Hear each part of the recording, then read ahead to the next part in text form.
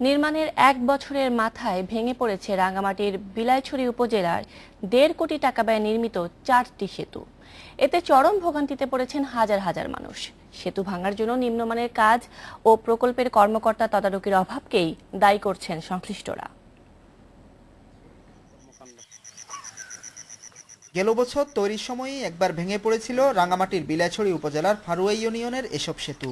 তারপর কোনোরকম ইট আর রডের গাঁথুনি দিয়ে দাঁড় করিয়ে দেয়া হয় গনিছড়া, গোয়াইনছড়ি, ওরাছড়ি এবং মরা গোয়াইনছড়ির সেতু ৪টি।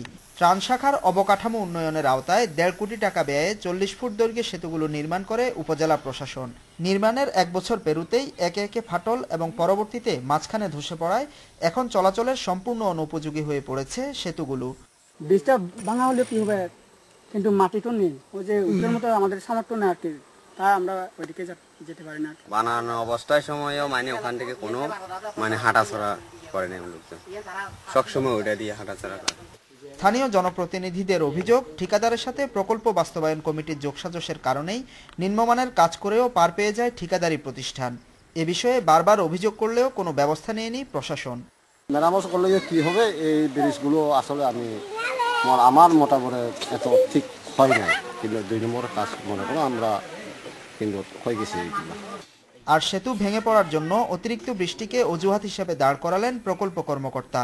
ওই ব্রিজটার মাঝখানে একটা সাপোর্টিং আমরা ওয়াল বলছি, সাপোর্টিং ওয়াল বরাবর বড় একটা গাছ বেঁধে ছিল, যে পানিটা ঢলটা ওখানে একটা ঘূর্ণনের সৃষ্টি হয়, নিচে যে ছিলাম ওখান থেকে মাটিটা স্টোরিং হয়ে চলে গেছে, দেন যে কারণে ওটা প্রবলেমটা হয়ে গেছে।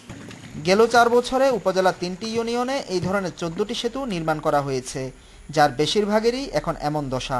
কিছু অসাধু কর্মকর্তার অনিয়ম দুর্নীতির কারণে পার্বত্য অঞ্চলে সরকারের উন্নয়ন কর্মকাণ্ড উল্টো ভোগান্তির কারণ হচ্ছে বলে মনে করছেন সংশ্লিষ্টরা। Independent news.